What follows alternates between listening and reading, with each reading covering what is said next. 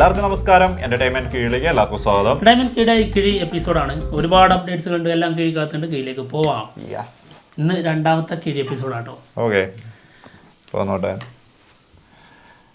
Tile, head,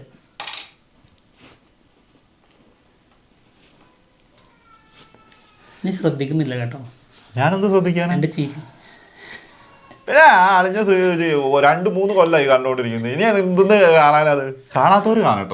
ഞാൻ കണ്ടോണ്ട് മടുത്തിരിക്കല്ലേ. Toss കിട്ടാതാകുമ്പോ എനിക്ക് കിട്ടുമ്പോ എന്റെ മുഖത്തുള്ള ചിരി അത് നീ ശ്രദ്ധിക്കുന്നില്ല.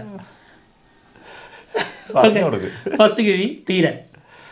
തീരൻ പാർട്ട് 2 സിനിമയുടെ എഗ്രിമെന്റ് നമ്മുടെ കാർത്തി സൈൻ ചെയ്തു എന്നുള്ളതാണ്.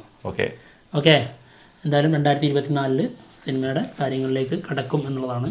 എച്ച് വിനോദ് വളരെ മികച്ചൊരു സാധനം പുറത്തിറക്കണേ. പിന്നെന്താ, തീർച്ചയായും. ഡ്രീം വാരിയേഴ്സ് ആണ് സിനിമ പ്രൊഡ്യൂസ് ചെയ്യുന്നത്. ഓക്കെ, എന്തായാലും ഗംഭീരമാട്ടെ. അപ്പോൾ എഗ്രിമെന്റ് കഴിഞ്ഞല്ലേ എന്നാണ് പറയുന്നത്. നിവിൻ പോളി അഖിൽ സത്യൻ മൂവി സിനിമയുടെ വർക്കുകളൊക്കെ 2024 തുടങ്ങും എന്നാണ് കേൾക്കുന്നത്. ഒരു ഫാന്റസി മൂവി ആയിരിക്കും കേട്ടോ. ഒരു നാട്ടിൻ പുറത്തെ ഫാന്റസി. Nice one. പിന്നെ അഖിൽ സത്യനാകുമ്പോൾ ആ ഒരു നാട്ടിൻപുറമൊക്കെ നമ്മുടെ സത്യനന്ദിക്കാണ്ട് അതേ ആ ഒരു ഇതിലും അതായത് ഗംഭീരമായിരിക്കും. ആ ഒരു പ്രതീക്ഷയാണ്. അറിഞ്ഞുകൂടാ. നിവിൻ പോളിന്റെ കാര്യത്തിലാണ് ഞങ്ങൾക്ക് വിഷമം. ആസിഫലിന്റെ കാര്യത്തിലും ആസിഫലിന്റെ കാര്യത്തിലും. പക്ഷെ എനിക്ക് ആസിഫലിക്ക് പിന്നെ എനിക്ക് തോന്നുന്നു കുറച്ചെങ്കിലും ഒക്കെ ഒരു നല്ലതെന്ന് പറയാൻ അതിന്റെ ഇടയിൽ കൂടെ വന്നു പോയിട്ടുണ്ട്. ഇപ്പൊ കൂമനൊക്കെ നല്ല അടിപൊളി സിനിമകളായിരുന്നു.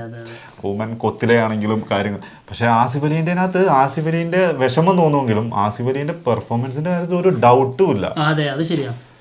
നിവിൻ പോളിന്റെ അങ്ങനെയല്ല കുറച്ച് വന്നിട്ടുള്ള സിനിമകൾ. ചെറിയ പ്രശ്നമുണ്ട്. രണ്ടും തമ്മിൽ നല്ല വ്യത്യാസമുണ്ട്.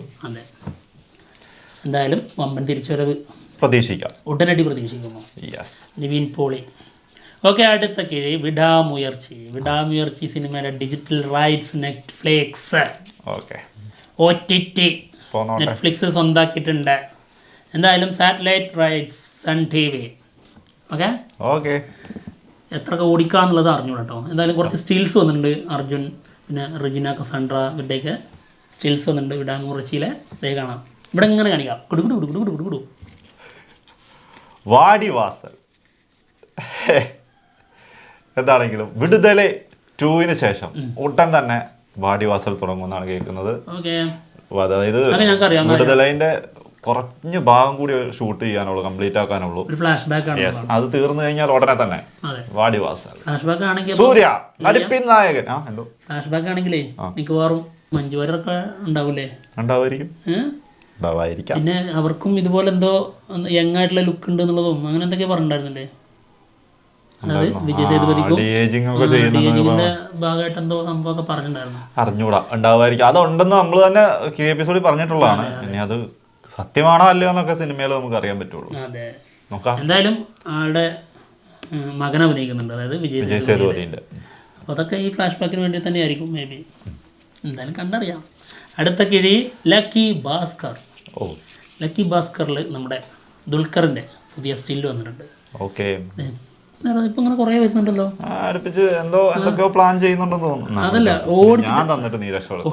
ഓടിച്ചിട്ട് പിടിച്ചിട്ടേ സെൽഫി എടുക്കുന്നുണ്ടല്ലോ കുറെ പെൺകുട്ടികൾ. ഞാനും ദുൽഖറൊക്കെ ഒരേ വൈബിലേക്കാണ്. ഞങ്ങളൊക്കെ എവിടെയെങ്കിലും പുറത്തിറങ്ങി കഴിഞ്ഞാ പ്രശ്നം. ഒരു മനുഷ്യൻ തിരിഞ്ഞു നോക്കൂല. ദുൽഖറിനെ തിരിഞ്ഞു നോക്കും. അടുത്തത് ദിലീപ് 149. വിനീത് കുമാറിന്റെ ഡയറക്ഷനിൽ ദിലീപ് നായകനാകുന്ന സിനിമയാണ്. സിനിമയുടെ റിലീസ് ഏപ്രിൽ 25-26 ഉണ്ടാവുമെന്നാണ് കേൾക്കുന്നത്. 25-26 എന്ന് പറഞ്ഞപ്പോൾ എനിക്ക് പെട്ടെന്ന് ഓർമ്മ വന്ന മറ്റേ 2 ഹരിഹർണ 66-18 ആണോ 77-53 ആണോ എന്ന് ചോദിക്കുന്ന ഒരു സാധനം ഉണ്ടല്ലോ. ആ ഒരു സാധനമാണ് എനിക്ക് പെട്ടെന്ന് ഓർമ്മ വന്നത് കേട്ടോ. 25-26 എന്ന് പറഞ്ഞപ്പോഴേ. അപ്പോൾ എന്തായാലും നോക്കാം. വിനീതല്ലേ സിനിമ സംവിധാനം ചെയ്യുന്നത്. അതിന്റെ ഒഫീഷ്യൽ അനൗൺസ്മെന്റ് ഒക്കെ വരട്ടെ. നല്ല അടിപൊളി മികച്ചൊരു ഡയറക്ടർ ആവാനുള്ള ആളാണ് കേട്ടോ. ആളാണെന്നല്ല ആണ്, എന്നാലും ഒന്നും കൂടി പ്രൂവ് ചെയ്യാലോ. ഒരു എന്താ പറയാ കൊമേഴ്ഷ്യൽ ഹിറ്റ് ഒന്നുമില്ല. അപ്പൊ അങ്ങനെ ഒരു സിനിമ ആവട്ടെ. ഇപ്പൊ ഏതോ ഒരു ഫ്രണ്ട്സ് ഇല്ലേ, അതായത് ടൊവിനോ നായകനായ ആ സിനിമക്ക് OTT വന്നതിന് ശേഷം വളരെ നല്ല അഭിപ്രായം കിട്ടിയിട്ടുണ്ടായിരുന്നു. പിന്നെ നമ്മുടെ ഫഹദ് ഫാസിൽ ഡബിൾ റോളിൽ വന്നതും വിനീതല്ലേ? വിനീത് കുമാർ തന്നെയാണ്. ആ ശരിയാണ്. ഓക്കെ, അടുത്ത കിഴി അനിമൽ പാർക്ക്. പറഞ്ഞു. അനിമൽ എന്ന് പറഞ്ഞാൽ നമുക്ക് കോമഡി ആട്ടോ. അനിമൽ സിനിമ, അതായത് ഇതിൻ്റെ രണ്ടാം ഭാഗം animal park. Animal park spirit സിനിമയ്ക്ക് ശേഷമേ തുടങ്ങുള്ളൂ എന്നുള്ളതാണ് പറയുന്നത്. അല്ല, സ്പിരിറ്റ് വരാൻ തന്നെ ഒരുപാട് സമയം എടുക്കും. പിന്നെ എന്നാ ഇനി 26 പ്രതീക്ഷിക്കാം. അതിൻ്റെ ഇടയിൽ വേറൊരു റൂമർ വന്നു കേട്ടോ. അതായത് നമ്മുടെ രൺബീർ കപൂർ രാമനായിട്ട് അഭിനയിക്കുന്നത്. ആ സിനിമയ്ക്ക് ശേഷം ആള് സിനിമ കരിയർ നിർത്തുന്നു. ആയതല്ല നന്നായി. അല്ല നന്നായി, നല്ലത് വരുമ്പോ ചെയ്യണം എന്ന് പറഞ്ഞത്. അപ്പൊ അത് കഴിഞ്ഞ് നിർത്തുമെങ്കിൽ അപ്പൊ പിന്നെ ഇതെങ്ങനെ ചെയ്യും? അനിമൽ പാർക്ക് ഇതൊക്കെ കഴിഞ്ഞതിന് ശേഷമാണ് അത് ചിലപ്പോ. അപ്പൊ 2040 നിർത്തുള്ളൂ. അല്ല, 2040 നിർത്തൂല. സിനിമ എന്നാണ് അവസാനിപ്പിക്കാൻ തോന്നുന്നത്? ആളുടെ 60ാമത്തെ വയസ്സിൽ ഞാൻ അന്ന് പറഞ്ഞായിരുന്നു, ഞാൻ ഇത് കഴിഞ്ഞാൽ നിർത്തുന്നു പറഞ്ഞതായിരുന്നു അല്ലേ? അതുകൊണ്ട് ഡയറക്ടർ ലാസ്റ്റ് വടിയൊക്കെ കുത്തി വരും, നമുക്ക് ഇനിയെങ്കിലും ചെയ്യല്ലേ എന്നൊക്കെ ചോദിക്കുമ്പോ സമയമായിട്ടില്ല, ഞാൻ നിർത്താനാകുമ്പോ നമുക്ക് ലാസ്റ്റ് ആയിട്ട് ചെയ്യാന്ന്. അതെ, എനിക്ക് ഇഷ്ടപ്പെട്ടു. സലാർ സിനിമയുടെ ക്ലൈമാക്സ് ഒരു 15 മിനിറ്റ് ഒരുപാട് സർപ്രൈസുകൾ ഉണ്ടെന്നാട്ടോ പറഞ്ഞത്. അല്ല, പ്രതീക്ഷ തരല്ലടേ പറഞ്ഞതാണ്, പുറത്ത് വന്ന സംഭവങ്ങളാണ്. അതുപോലെ തന്നെ നമ്മുടെ പ്രൊഡ്യൂസർ പറഞ്ഞൊരു കാര്യമുണ്ട്, ഇതിന് UA സർട്ടിഫിക്കറ്റ് ആയിരുന്നു ആഗ്രഹിച്ചിരുന്നതെന്ന്. അതായത് പ്രൊഡ്യൂസർ ആ ടീം ആഗ്രഹിച്ചു. പക്ഷേ പ്രശാന്ത് നീൽ പറഞ്ഞത്, അതായത് ഈ ഒരു കട്ടിങ്സ് വന്നിട്ടുണ്ടെങ്കിൽ ക്യാരക്ടറിന്റെ പൂർണ്ണത നഷ്ടപ്പെടും എന്നത് പറഞ്ഞതുകൊണ്ടാണ് അതിന് A സർട്ടിഫിക്കറ്റ് തന്നെ കിട്ടിയതെന്നാണ്. അങ്ങനെ തന്നെ കിട്ടിക്കോട്ടെ, പെട്ടെന്ന് ഞങ്ങൾ വാങ്ങിക്കോളാം, കുഴപ്പമില്ലാന്ന് പറഞ്ഞു. ഓക്കെ, അടുത്ത കിഴി ഇനിയൊന്നും മര്യാദ ഗുണ്ടൂർ കാരം. സൂപ്പർ സ്റ്റാർ മഹേഷ് ബാബു നായകനാവുന്ന ഗുണ്ടൂർ കാരം സിനിമയുടെ 3rd സിംഗിൾ വരാൻ പോകുന്നു നെക്സ്റ്റ് വീക്കിൽ. സെക്കൻഡ് സിംഗിൾ ഈ അടുത്ത് വന്നിട്ടുണ്ടായിരുന്നു, ഓ മൈ ബേബി. മോശമില്ലാത്ത സാധനമായിരുന്നു. നീ ഇങ്ങനെ ഈ ഇടയ്ക്കിടയ്ക്ക് എടുത്തിട്ട് ഈ സൂപ്പർ സ്റ്റാർ എന്ന് പറയരുത് കേട്ടോ. ആണ് അല്ലെന്നല്ല, പക്ഷെ അതങ്ങനെ പറയുമ്പോണ്ടല്ലോ അറിയാണ്ടൊരു അത് അപ്പൊ പറയാൻ വേണ്ടി വന്നായിരുന്നു. അത് എന്താന്നുള്ളത് ഇപ്പൊ കയ്യിൽ നിന്ന് പോയി, ഞാൻ ഓർത്താ പോലും കിട്ടുന്നില്ല. ആ സമയത്ത് ഞാൻ പറയാൻ ശ്രമിച്ചപ്പോ നീ എന്നെ സമ്മതിച്ചില്ല, നീ കേറിപ്പോയി. നിനക്ക് മനസ്സിലായി, എനിക്ക് മനസ്സിലായി, അതുകൊണ്ട് കുഴപ്പമില്ല.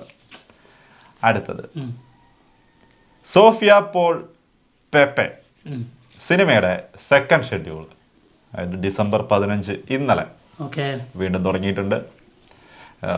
ഗംഭീരമായിട്ടുള്ള, അതായത് RDXന് ശേഷം പെപ്പെ നായകനാവുന്ന സിനിമയാണ്. അതും റിവെഞ്ച് സ്റ്റോറിയാണ്. അതെ, അതും സോഫിയ പോളിന്റെ പ്രൊഡക്ഷൻ. ഏതാ ഒരു തീരപ്രദേശത്ത് നടക്കുന്ന, അതായത് കടലില് സംഭവിക്കുന്ന കാര്യങ്ങളൊക്കെ കൂടിയാണ്. അങ്ങനെ സിനിമ ഒരു വേൾഡ് വൈഡ് റിലീസായിട്ട് ഒരു ഐറ്റം വരുന്നുണ്ടല്ലോ. ഏതാടാ ഉദ്ദേശിച്ചത്? അങ്ങനെ ബീച്ചോ, ഈ കടൽ പ്രദേശത്തുള്ള സംഭവങ്ങൾ പറഞ്ഞോ? അതായത് ദേവര. അതെ, അടുത്ത കിഴി എടുത്തു കിഴി, ഞാൻ തുറന്നു കിഴി. ദളപതി 68. ഓക്കെ, നീ ശ്രദ്ധിക്കുന്നില്ല. ഞാൻ എന്ത് ശ്രദ്ധിക്കാനാ? ഇവിടെ സലാർ എടുത്തിരിക്കുന്നത് എന്നോട് എന്തെന്നാണ്. പക്ഷെ നല്ലത് കിട്ടുമ്പോ എന്റെ മുഖത്ത് ചിരി നീ ശ്രദ്ധിക്കുന്നില്ല.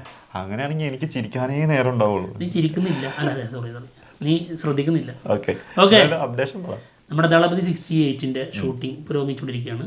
നമ്മുടെ ഹൈദരാബാദ് ഷൂട്ടിന്റെ ഷെഡ്യൂളിൽ മാളവിക ശർമ്മ ജോയിൻ ചെയ്തിട്ടുണ്ട്. വളരെ നല്ല കാര്യം.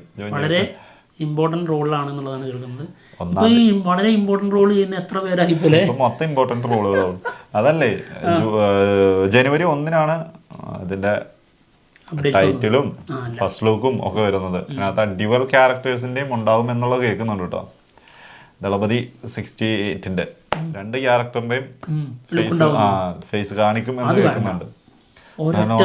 ഇപ്പൊ ഓൾറെഡി പറഞ്ഞ കാര്യമല്ലേ, ഓരോ സമയത്ത് നമുക്ക് ഒരാളെ മാത്രം അന്ന് ചെയ്താൽ മതി, പിറ്റേ ദിവസം പിറ്റാളെ ചെയ്താൽ പോലെ, പ്രശ്നം കഴിഞ്ഞില്ലേ?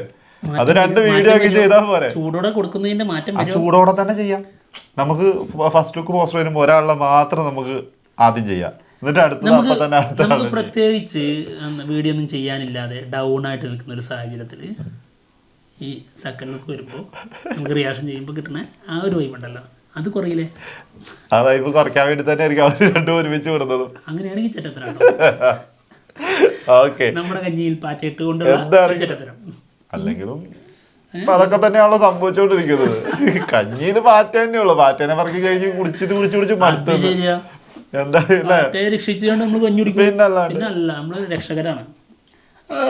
അതിപ്പോ തന്നെ പറഞ്ഞു പെട്ടല്ലോ നിന്റെ വിധി. അതാ ഞാൻ ആലോചിക്കുന്നത്. എന്താണെങ്കിലും ഞങ്ങൾ പോവാണ്. മറ്റുള്ള വിശേഷങ്ങളുമായിട്ട് ഉടനെ വരാം. Bye bye. ഞങ്ങൾ അന്തസ്സോടെ പറയടാ രക്ഷകരാന്ന്. ഒരു സപ്പോർട്ടിന് കൊള്ളാം. എന്ത് അങ്ങനെയാണെങ്കിൽ അങ്ങനെ അത് അഭിമാനത്തോടെ പറയും. ഇല്ലാന്ന് പറഞ്ഞിട്ട് വീടോടത്ത് കിടന്നു ഊരില്ലല്ലോ. പോകോ.